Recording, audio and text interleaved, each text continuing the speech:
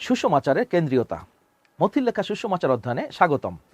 আজ আমরা নূতন নিয়মে সুসমাচারের কেন্দ্রীয় ভূমিকা নিয়ে আলোচনা করব।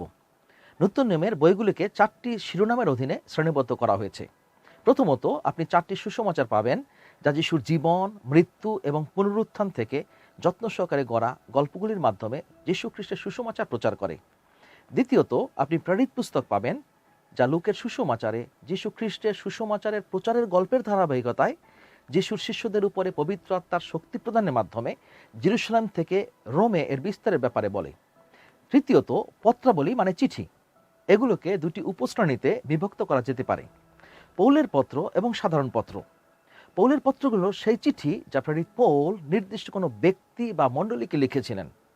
চিঠিগুলো তাদের প্রাপকের নামে নামকরণ অনুসারে করা হয়েছে, যেমন রোমিও, গালাতীয় এবং তিমোথেও। তারপর আপনার কাছে সাধারণ পত্র আছে। এগুলি বিভিন্ন লেখকের, যেমন পিতর, জাকব এবং যোহন, সাধারণ দল বা লোকদের কাছে লেখা চিঠি। ইব্রিয় পুস্তক বাদে বাকিগুলোর নামকরণ করা হয়েছে লেখকদের নামে, যেমন প্রথম পিতর এবং দ্বিতীয় পিতর। চতুর্থ এবং সর্বশেষ নূতন নিয়মের একটি ভবিষ্যৎ বিষয়ক বই প্রকাশিত বাক্য দিয়ে শেষ হয়, যা যিশু তার রাজ্যের চূড়ান্ত প্রতিষ্ঠাকে চিত্রিত করার জন্য শক্তিশালী কল্পনাপ্রবণ প্রতীক সম্বলিত দর্শন ব্যবহার করে। কেউ যখন নূতন নিয়ম অধ্যয়ন শুরু করে, তারা সাধারণত মথি, মার্ক, লুক এবং যোহনের সুসমাচার দিয়ে শুরু করে। কেউ কেউ বলবে যে যিশুর জীবন, মৃত্যু এবং পুনরুত্থান সম্পর্কে এই পুস্তকগুলি শাস্ত্রের প্রাণ। তারা এটা বলে কারণ সুসমাচারের পূর্বে সবকিছু যিশুর আগমনের জন্য মানুষকে প্রস্তুত করে, এবং সুসমাচারের পরবর্তী সবকিছুই তার আলোকে, তার পরিচয়, কাজ, মহান আদেশ, তার ফিরে আসার প্রতিশ্রুতিতে জীবন সম্পর্কে শিক্ষা দিচ্ছে। শাস্ত্রের অন্য যে কোনো অধ্যয়নের মতো একে যেন আপনার জীবনে সঠিকভাবে প্রয়োগ করা যেতে পারে, সেজন্য একটা অনুচ্ছেদ কি বলছে তা বুঝতে চাইবেন। আপনি সব সময় এই 3টি প্রশ্ন জিজ্ঞাসা করবেন। প্রথমত, আপনাকে অবশ্যই জিজ্ঞাসা করতে হবে বাইবেলের লেখক মূল শ্রোতাদের কি বলেন। এর মানে হলো আপনাকে অবশ্যই পাঠ্য অংশটি মনোযোগ সহকারে পর্যবেক্ষণ করতে হবে এবং এর বর্ণনা লক্ষ্য করতে হবে। দ্বিতীয়ত, আপনাকে অবশ্যই জিজ্ঞাসা করতে হবে তিনি যখন এটি বলেছিলেন তখন তিনি কি বোঝাতে চেয়েছিলেন। এর মধ্যে একটি অনুচ্ছেদের ঐতিহাসিক প্রেক্ষাপট, ভাষার প্রেক্ষাপট এবং বৃহত্তর তথ্যের প্রেক্ষাপট, যেমন বাইবেলের পুস্তকে এর খণ্ডের এবং ঈশ্বরের বাক্যের পুরো পরামর্শের একটি অনুচ্ছেদের প্রেক্ষাপটের মতো একটি অনুচ্ছেদের যত্নশীল ব্যাখ্যা জড়িত। তৃতীয়ত, আপনাকে অবশ্যই জিজ্ঞাসা করতে হবে আমার জন্য এই অনুচ্ছেদের অর্থ কী। আসুন এই শেষ প্রশ্নটিকে শাস্ত্রের ব্যক্তিগত ভক্তিমূলকভাবে প্রয়োগ করি। প্রেরিত পৌল বিশ্বাসীদেরকে শাস্ত্র অধ্যয়নের গুরুত্বের কথা স্মরণ করিয়ে দেন যখন তিনি 2 তিমোথেও 2:15 তিমোথীকে বলেন, যার লজ্জা পাবার কোনো কারণ নেই, সেই রকম কাজের লোক হিসাবে এবং যে নির্ভুলভাবে সত্যের বাক্য শিক্ষা দেয়, সেই রকম লোক হিসাবে নিজেকে ঈশ্বরের সামনে উপস্থিত করার জন্য বিশেষভাবে আগ্রহী হও। এখানে পৌল একটি শব্দ ব্যবহার করেছেন যার আক্ষরিক অর্থ হলো নিজেকে উদ্যমী করা।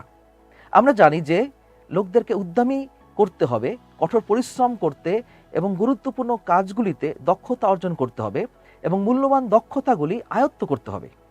তবে অনেক খ্রিস্টিয়ান শাস্ত্রকে এমনভাবে ব্যবহার করে যেন যত্রতত্র থেকে ক্ষুদ্র ক্ষুদ্র অংশ ব্যবহার করে শেখা এবং আয়ত্ত করা যায়, কিন্তু এইভাবে কোনো শিক্ষা লাভ হবে না। আপনি যদি চান শাস্ত্র আপনার জীবন পরিবর্তন করুক, তাহলে আপনাকে এটি শেখার জন্য নিজেকে উদ্যমী হতে হবে। আপনি এই অধ্যয়নে কতটা সময় এবং প্রচেষ্টা দিতে ইচ্ছুক, যাতে করে আপনি নিজে উদ্যমী হয়ে উঠবেন।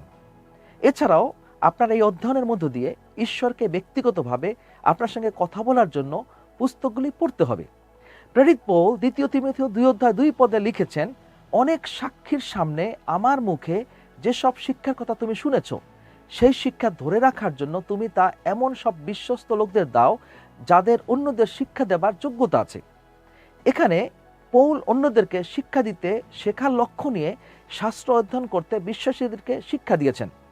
সেজন্য শাস্ত্র শুধুমাত্র আপনার মনের খোরাক পূর্ণ করার জন্য নয়, বরং আপনার হৃদয়কে পরিবর্তন করতে হবে। রূপান্তরের মাধ্যমে ঈশ্বর তার রাজ্য অসাধারণ বিষয়গুলি সম্পাদন করার জন্য সাধারণ মানুষকে ব্যবহার করেন। এখন লুক 24 অধ্যায়ে যিশুর 2জন শিষ্য জেরুসালেম থেকে ইম্মাউয়ের পথে যাত্রা করেছিলেন। যিশুর যে পুনরুত্থান হয়েছে তারা এই বিষয়টি গুজব মনে করে বিশ্বাস করতে ইতস্তত বোধ করছিলেন। কিন্তু তাদের অজান্তেই পথে তার সাথে কথা বলে দিন অতিবাহিত করলেন। যিশুতে তাদের হতাশা নিয়ে তারা তাদের দুশ্চিন্তা ব্যক্ত করেন, কিভাবে তার মৃত্যু তাদের হৃদয় ভেঙে দিয়েছিল এবং তিনি যে মসীহ তাদের এই প্রত্যাশাকে হতাশায় পরিণত করেছিলেন। মসীহ সম্পর্কে বাইবেলের প্রতিশ্রুতিগুলিতে তাদের বোধগম্যতার দুর্বলতার জন্য যিশু তাদের তিরস্কার করেন। তিনি লুক 24 অধ্যায় 25-26 পদে বলেন, আপনারা কিছুই বোঝেন না, আপনাদের মন এমন অসার যে নবীরা যা বলেছেন তা আপনারা বিশ্বাস করেন না। এই সমস্ত কষ্ট ভোগ করে কি মসীহের মহিমা লাভ করবার কথা ছিল না? তারপর লুক সারসংক্ষেপ করে বলেন, তিনি মসীহ এবং সমস্ত ভাববাদীদের লেখা থেকে আরম্ভ করে সমগ্র পবিত্র শাস্ত্রের মধ্যে তার নিজের বিষয়ে যা যা লেখা আছে তার সবই তাদের ব্যাখ্যা করে বুঝিয়ে বললেন। কি দারুণ বিকেলই না ছিল সেটা। পরে তারা তড়িঘড়ি করে জেরুজালেমে ফিরে যাওয়ার পর যিশু তাদের মাঝে উপস্থিত হন। লুক 24 অধ্যায় 44-45 পদে তিনি বলেন, আমি যখন তোমাদের সঙ্গে ছিলাম তখন বলেছিলাম, মসীর আইন কানুনে, নবীদের লেখায় ও গীত সংগীতের মধ্যে আমার বিষয়ে যে যে কথা লেখা আছে তা সব পূর্ণ হতেই হবে। লুকের সঙ্গে যোগ করেন যে পবিত্র শাস্ত্র বুঝবার জন্য তিনি শিষ্যদের মনের চোখ খুলে দিলেন। দেখুন, লোকেরা শাস্ত্রকে সম্পূর্ণরূপে বুঝতে পারে না যতক্ষণ না তারা সবকিছু কিভাবে যিশুর সঙ্গে যুক্ত করে তা বুঝতে পারে। বাইবেল শুধুমাত্র তথ্য, ঐতিহাসিক বা এমন কোনো কিছুই নয়। এটি একটি বৈজ্ঞানিক পাঠ্যপুস্তকও নয়, বরং এটি ঈশ্বরের জগতের প্রকৃতি সম্পর্কে প্রচার করে। এটি পরিত্রাণের উপরে প্রচারধর্মী একটি বই। এটি ঈশ্বরের সৃষ্টি এবং মুক্তির মাধ্যমে বাস্তবতা বোঝার জন্য প্রেক্ষাপট উপস্থাপন করে। সে কারণেই যিশু সম্পর্কে যত্ন সহকারে নির্মিত কাহিনী ও গল্পের সকল উপদেশ গ্রহণ ও সুসমাচারগুলি অধ্যয়ন করার মাধ্যমে একজন ব্যক্তি শাস্ত্রের একেবারে মূল বিষয়ে অধ্যয়ন করতে পারে। আপনার অধ্যয়নের সময় এখানে আরেকটি চ্যালেঞ্জ আছে। যেহেতু বাইবেলে সবকিছু যিশু খ্রিস্টের সম্বন্ধে, তাই যিশুর সাথে সংযোগ খুঁজতেই আপনি বাইবেল পড়ুন। পুরাতন নিয়মের সবকিছুই তার বিষয়ে দিক নির্দেশ করে, একটি প্রেক্ষাপট তৈরি করে এবং নূতন নিয়মের সমস্ত কিছু সুসমাচারের পর থেকে তার প্রতি নির্দেশ করে। যোহন 1 অধ্যায় 18 পদে ঈশ্বরের পুত্র যিশুর সম্বন্ধে বলেন, ঈশ্বরকে কেউ কখনো দেখেননি।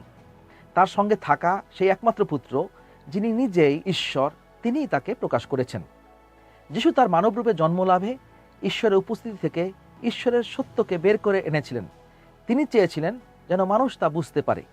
এখন যদি তা সত্য হয় এবং এটাই সত্য, তাহলে যীশু খ্রিস্ট হলেন ঈশ্বরের দেওয়া সত্যের সর্বকালের সর্বশ্রেষ্ঠ প্রকাশ। তিনি তার সব কিছুই, তিনি যা কিছু করেছেন এবং যা কিছু তিনি বলেছেন তার সবই ঈশ্বরেরই প্রকাশ। সুসমাচার হলো সেই পুস্তকসমূহ যা আমাদের জন্য সবচেয়ে প্রত্যক্ষভাবে যিশুকে ব্যাখ্যা করে। যোহনের 5 অধ্যায় যিশু এবং ধর্মীয় নেতাদের মধ্যে একটি উত্তেজনাপূর্ণ কথোপকথন লিপিবদ্ধ করে। যিশু বলেছেন, আপনারা যদি সত্যি আমার দাবি বিশ্বাস করতে চান তাহলে আপনাদের প্রমাণের অভাব নেই। আমার অলৌকিক কাজ আপনাদেরকে আমি কে তা দেখায়। আপনারা মসীহকে সর্বশ্রেষ্ঠ মনে করেন, কিন্তু মসীহ সবকিছুই আমার সম্পর্কে লিখেছেন। আপনারা যোহন বাপ্তাইজককেও একজন মহান ভাববাদী মনে করেন। যাই হোক, যোহন বাপ্তাইজকও বলেছেন যে তিনি আমার জুতা খোলারও যোগ্য নন। এইভাবে যখন আমি বাপ্তিস্ম নিয়েছিলাম, সেখানে পিতার বাক্য ছিল, যিনি সাক্ষ্য দিয়েছিলেন যে আমি কে। যিশু কে? যখন তিনি নিজেকে দেখাতে এই প্রমাণগুলি তালিকাভুক্ত করেছেন, তিনি 39-40 পদে তাদের বলেছেন, আপনারা পবিত্র শাস্ত্র খুব মনোযোগ দিয়ে পড়েন, কারণ আপনারা মনে করেন তার দ্বারাই অনন্ত জীবন পাবেন। কিন্তু সেই শাস্ত্র তো আমারই বিষয়ে সাক্ষ্য দেয়। তবু আপনারা জীবন পাবার জন্য আমার কাছে আসতে চান না। যোহন 5 অধ্যায় 39-40 পদ। যিশুর মতে ঈশ্বরের বাক্যে দক্ষতা অর্জন করা ভালো হলেও আপনি বাইবেলের বিশেষজ্ঞ হয়ে অনন্ত জীবন লাভ করতে পারেন না। বাইবেল আয়ত্ত করার মূল বিষয় হলো যে তা যিশুকে নির্দেশ করে, যিনি জীবনের প্রকৃত উৎস। আপনি কখনোই যিশুকে সুসমাচারের চেয়ে প্রত্যক্ষভাবে বিবেচনা করতে পারবেন না। এখন যেহেতু 4টি সুসমাচারই নূতন নিয়মের শুরুতে রয়েছে, তাই নূতন নিয়ম পড়ার জন্য উদ্দেশ্য থাকাটা খুবই গুরুত্বপূর্ণ। সুতরাং সামগ্রিকভাবে বিবেচনা করলে আমাদের লক্ষ্য করা উচিত যে শাস্ত্র একটি মৌলিক সমস্যার সম্মুখীন হয়, যা হচ্ছে ঈশ্বর এবং মানুষের মধ্যে শত্রুতা। আদিতে ঈশ্বর এবং মানুষ একসাথে ছিল, তারা এক ছিল, কিন্তু মানুষ বিদ্রোহ করে। ঈশ্বরের সার্বভৌম পরিকল্পনায় মানুষকে বিদ্রোহ করার অনুমতি দেওয়া হয়েছে। আদি পুস্তকের 3য় অধ্যায় প্রকাশ করে যে ঈশ্বর মানুষকে বেছে নেবার ক্ষমতা সম্পন্ন প্রাণী হিসেবে সৃষ্টি করেছেন। মানুষ তার সৃষ্টিকর্তা থেকে বিচ্ছিন্ন হয়ে বাছাই করা অনুশীলন করে। ঈশ্বর অনুমতি দেন, কারণ বেছে নিতে দেওয়া হলো ভালোবাসার একটা শর্ত। যদি বেছে নেওয়ার কিছু না থাকে, সেখানে ভালোবাসাও থাকে না, শুধু কর্মসূচি থাকে। আর মানুষ এখনো ঈশ্বরের কাছ থেকে এবং ঈশ্বর তার জন্য যা পরিকল্পনা করেছেন তার সবকিছু থেকে দূরে সরে যাওয়ার জন্য সেই পছন্দটি অনুশীলন করে। ঈশ্বর এই বিদ্রোহকে পাপ বলেন। একজন পবিত্র এবং ন্যায়পরায়ণ ঈশ্বরের বিরুদ্ধে করা পাপ উপেক্ষার যোগ্য নয়, পাপ সহনীয় নয়। পাপী ব্যক্তি পবিত্র আগুনে গ্রাসকৃত না হয়ে ঈশ্বরের পবিত্র উপস্থিতিতে প্রবেশ করতে পারে না। তাই পাপ ঈশ্বর ও মানুষের মধ্যে বিচ্ছেদের সৃষ্টি করেছে। ঈশ্বর মানুষকে ভালোবাসেন, কিন্তু তাদের পাপকে উপেক্ষা করতে পারেন না। মানুষকে ঈশ্বরের প্রতিনিধিতে সৃষ্টি করা হয়েছিল, কিন্তু তারা ঈশ্বরের শত্রুর মতো জীবনযাপন করে। এটি শাস্ত্রে মানুষের জন্য সবচেয়ে বৃহৎ সমস্যা। পুরাতন নিয়মে প্রতিশ্রুতি দেয় যে ঈশ্বর এই বিচ্ছেদের ব্যাপারে মুক্তি এবং প্রায়শ্চিত্ত আনতে কিছু একটা করবেন, যেন ঈশ্বর এবং মানুষ আবার একসাথে থাকতে পারে। ঈশ্বর মানুষকে বলেন, তুমি যে ক্ষতি সাধন করেছ আমি তা মেরামত করতে যাচ্ছি, যাতে আমরা আবার একসাথে থাকতে পারি। ঠিক একইভাবে নতুন নিয়মকে ঈশ্বর মানুষকে যা বলেছেন তা সংক্ষেপে বলা যেতে পারে।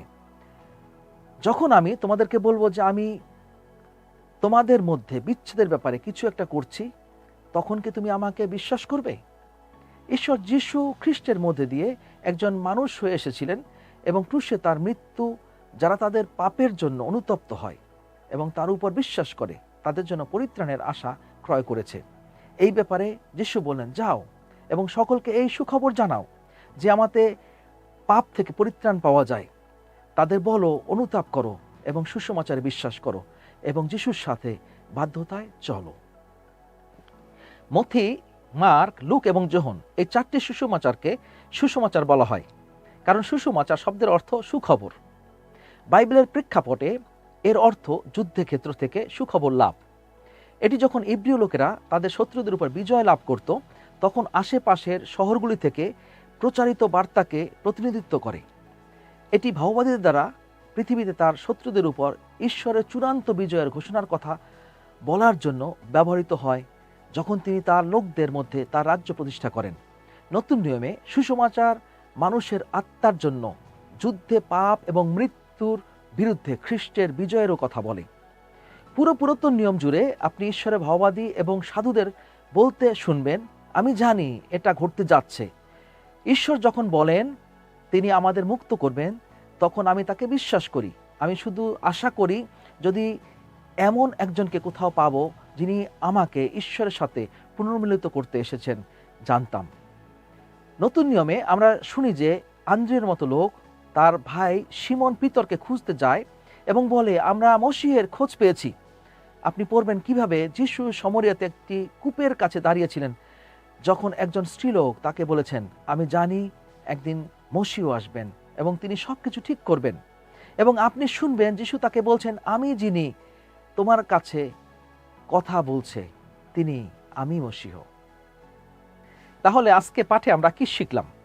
আমরা যিশুর জীবন, মৃত্যু এবং পুনরুত্থান থেকে নেয়া গল্পগুলির মাধ্যমে যিশু খ্রিস্ট সম্পর্কে সুসমাচার প্রচারে মথি, মার্ক, লুক এবং যোহনের কেন্দ্রীয় ভূমিকা বিবেচনা করে সুসমাচারগুলির অধ্যয়ন শুরু করেছি। পতিত বিদ্রোহী মানবতার পরিত্রাণের জন্য ঈশ্বরের অতীত এবং ভবিষ্যতের সমস্ত প্রতিশ্রুতিকে যিশুতে একত্রিত করার জন্য এগুলি যত্ন সহকারে লেখা হয়েছে। যিশু নিজেকে পুরাতন নিয়মের আকর্ষণের কেন্দ্রীয় ব্যক্তি হিসেবে প্রকাশ করেন। এটি তার আগমনের পূর্বাভাস দেয় এবং তার মৃত্যু এবং পুনরুত্থানের প্রেক্ষাপট নির্ধারণ করে।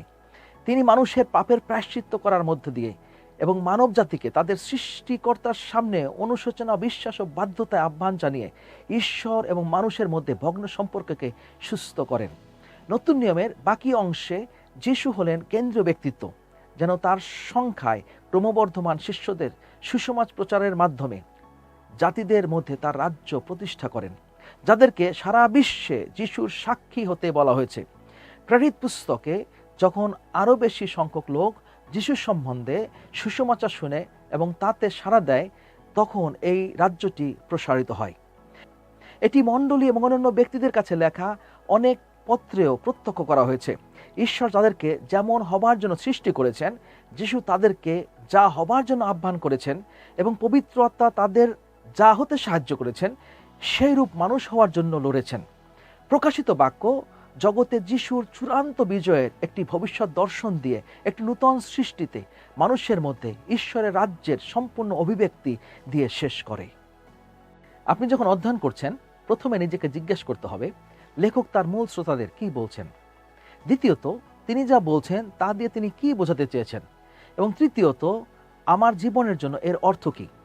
যা হোক, সবশেষে আমরা যখন যিশুর সুসমাচার পড়ি, তখন নিজেকে জিজ্ঞেস করতে হবে এই সুখবরটি কি? আমি কি সত্যি এই সুখবরটি বুঝতে পারি? আমি কি এই সুখবরটি বিশ্বাস করি? ঈশ্বরের কাছে অনুশোচনা করা এবং যিশু আপনার জন্য যে পরিত্রাণ ক্রয় করতে মৃত্যুবরণ করেছেন, তাতে বিশ্বাসের মাধ্যমে সৃষ্টিকর্তার বিরুদ্ধে আপনার বিদ্রোহের জন্য ক্ষমা পাওয়ার চেয়ে আপনার অস্তিত্বের গুরুত্বপূর্ণ আর কিছুই নাই। যেমন পিতর প্রেরিত 2:38-39 পদে যিশুর কথা শ্রবণকারীদের বলেছেন, আপনারা প্রত্যেকে পাপের ক্ষমা পাবার জন্য পাপ থেকে মন ফিরান এবং যিশু খ্রিস্টের নামে বাপ্তিস্ম গ্রহণ করুন। আপনারা দান হিসেবে পবিত্র আত্মাকে পাবেন, আপনাদের জন্য, আপনাদের ছেলে মেয়েদের জন্য এবং যারা দূরে আছে। এক কথা, আমাদের প্রভু ঈশ্বর তার নিজের লোক হবার জন্য যাদের ডাকবেন, তাদের সকলের জন্য এই প্রতিজ্ঞা করা হয়েছে। এই পাঠে আমাদের সাথে যোগদানের জন্য আপনাকে ধন্যবাদ। প্রভু আপনাকে আশীর্বাদ করুন এবং আপনাকে ধরে রাখুন। আমেন।